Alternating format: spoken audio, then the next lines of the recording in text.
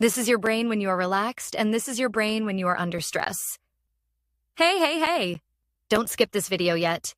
We are here to walk you through the stress response in humans. You're gonna love it.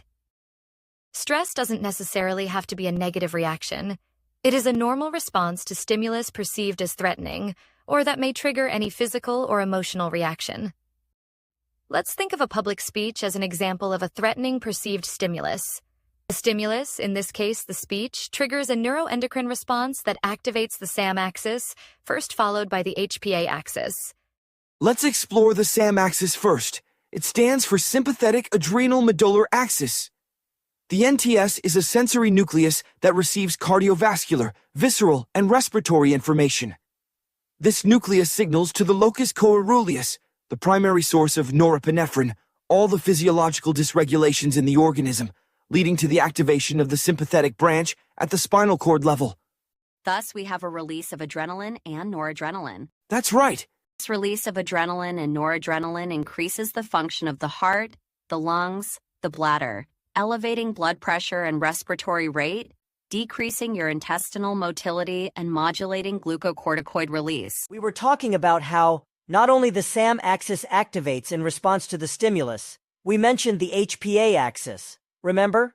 When there's peripheral release of adrenaline and noradrenaline, the PVN, one of the most important autonomic control centers in the brain, activates through the stimulation of the vagus nerve.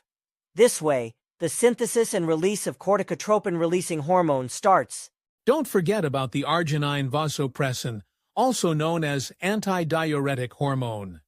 These two hormones travel through the pituitary portal blood in order to arrive to the anterior pituitary, a crucial element in the endocrine system.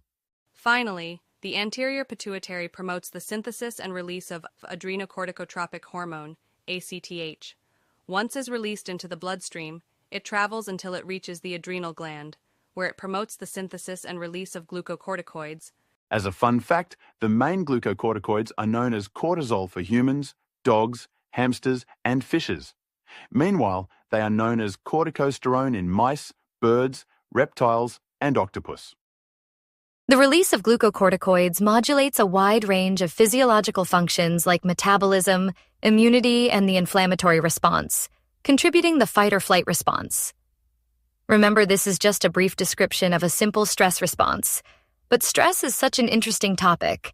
We could talk about chronic or acute stress. We could also talk about post-traumatic stress disorder. Or we could talk about eustress and distress. Okay. We get it. Too much information to process. Maybe next time we could talk about it?